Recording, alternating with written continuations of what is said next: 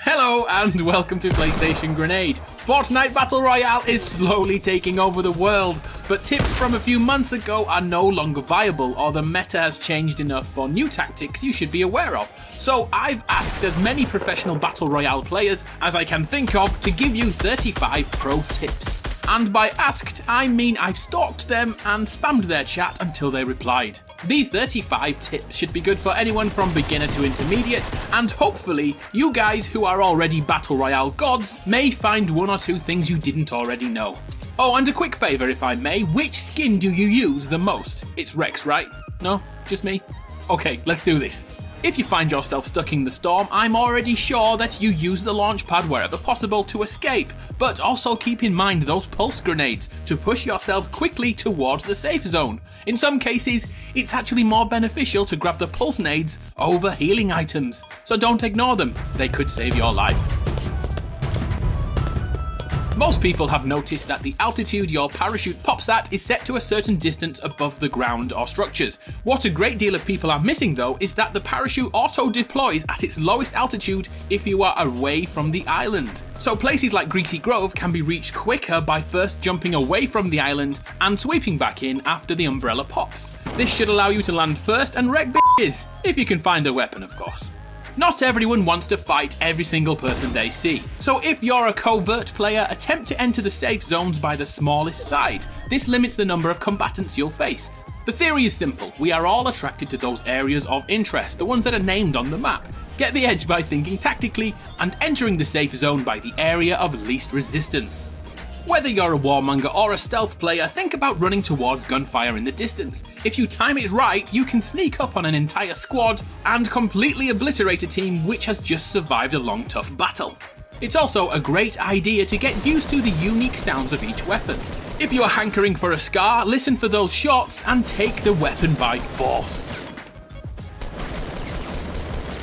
Let's move on to building. Building bases remains an integral part of the later game combat. It's a great recommendation to throw a trap at the top of your base to warn off any would-be base rushers. But we can take this a step further by placing traps at the foot of our base and catch those snooping little buggers who attempt to hide there. By doing this, you also may find yourself being forced to jump out of your structure, and running away may actually net you another kill. Oh, I'm good, I'm just trying to get a trap kill. Yeah, you fell for it, boyo. And one more way to use traps on your bases is by putting them inside. A few ways to do this: edit the top of your structure and watch your foes fall to their death, or make a door on the bottom and hide traps behind it. There's so many ways to use traps to both deter and outright murder other players. Why did you fall for that? Most people use brick and metal for those final bases. This makes complete sense as they are the stronger materials, but many people miss how weak they are during the first few seconds of the build. Wood, on the other hand, has immediate integrity and can take the brunt of a shotgun blast and still stay intact, whereas metal, the supposed strongest structure, is smashed to pieces immediately. Of course, metal is the strongest material for final towers, but always keep in mind how long they take to construct. Trees are the biggest commodity for materials in Fortnite, but the sight of them falling can give away your location. With big trees, try to keep the last 50 health intact and move to the next one. It's damn hard to resist, I know, but no one wants to be ambushed with their chopper out. I'm so sorry. Similarly, keep your eye on the horizon line and watch for falling trees and structures to get one up on the opposition. Another thing to consider with materials in general is what items give you the most resources or the quickest resources. Pallets, rock formations, huge pine trees, and the beast trees at Moisty are great too. Get out your axe and just smack a few different things as you walk past. You may find something which yields more materials than you expected. There's a small glitch that can be used when gathering materials: axe switching or axe cancelling if you prefer. It works best on the PC, but with practice it's pretty good on console too. To do it, begin to mine like usual, but after your first swing hits, switch to your inventory items and immediately switch back again and start the process all over. Your character will definitely look like they're having a seizure, but with practice you can obliterate anything using axe cancelling. Let's look at our building options during fights. When climbing high, it's a good idea to put a ramp over your head to protect you from headshots from a higher distance. This is also the case with roofs, which can be placed above your head if the opposition has the high ground. You'd be surprised how many players jump down and give away that high ground once they feel they can't get free shots.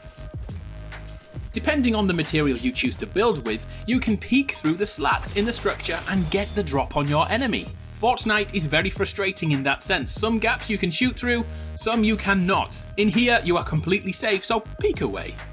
A quick reminder about edit mode. Edit your structures, in particular the walls, and remove all the segments in front of you. You'll now be able to see through to the other side, and it acts like a one-way mirror.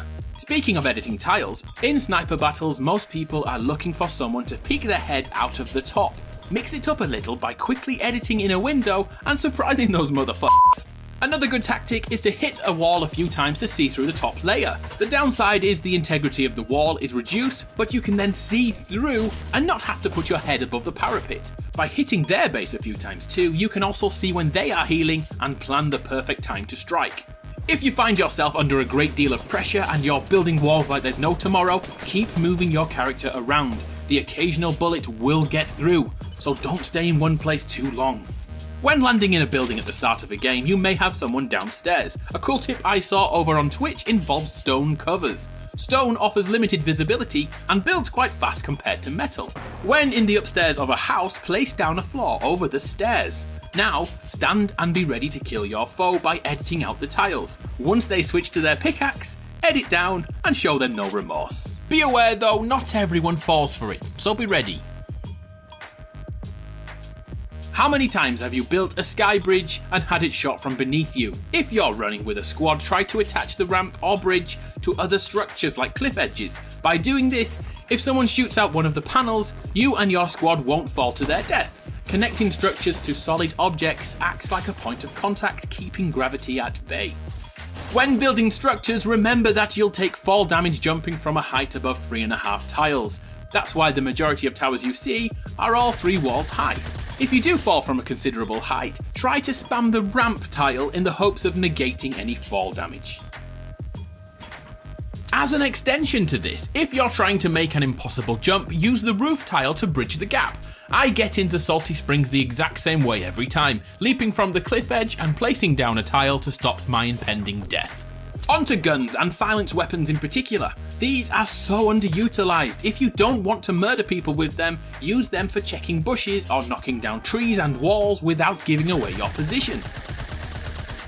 In ranged fights, use a sniper or other long-range weapon to hugely weaken your enemy. Whether you hit or miss, immediately switch to your rifle and finish the fight.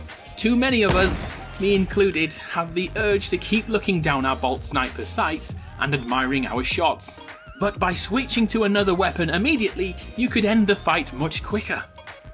This should be an obvious one, but I've neglected it for so long, but you really should pop a ramp when fighting. The additional cover and height will always give you the edge in battle. Oh, did you know that sniper rifles can snipe through some cracks in structures? For example, those huts you see dotted around the world. Have you ever looted your kill and accidentally picked up too many bandages or grenades which take up 2 slots in your inventory?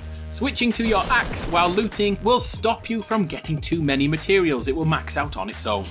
A few months ago, I suggested hiding unwanted loot under pyramids. Well, I have a new tactic for this season, placing a lovely structure and door around the loot. Here's the theory. Whilst rezzing a teammate or chug-jugging, we all tend to build a mini fort around us to keep us safe, and then we create a door when we get out. Well, as these mini forts are so inviting to other players, place a trap behind the blind side of the door, and anyone who can't resist a little look-see will be obliterated.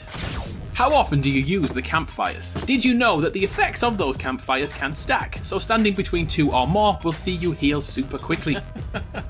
We're gonna get sniped at any second now. Our heads are going to be blown off.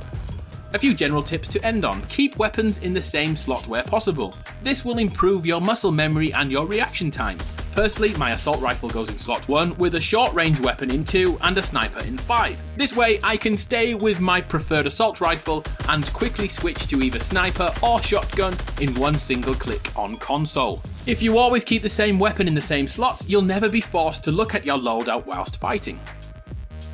Here's the biggest thing of all, and it seems a bit of a cop-out, but it needs to be said. Check those patch notes. Things change so fast in Fortnite that the guns you love get slightly nerfed, or those guns that you hate suddenly become the new meta. All major updates will be covered here on PlayStation Grenade, so I'm happy to keep you up to date with everything Fortnite related. And to finish, here's a few tricks for console players. I made a more in-depth video about this, so here's a quick overview. By changing the pyramid structure to a ramp, you are able to minimize the number of clicks needed to build. Use the console aim assist to check for bush Wookiees. If the reticle stops for a millisecond over a bush, you know they're lurking there. Buttons can be reassigned on console too, so maybe you want to move jump to the thumbstick so you can battle better in shotgun fights, or you could even change the fire button from the triggers back to R1.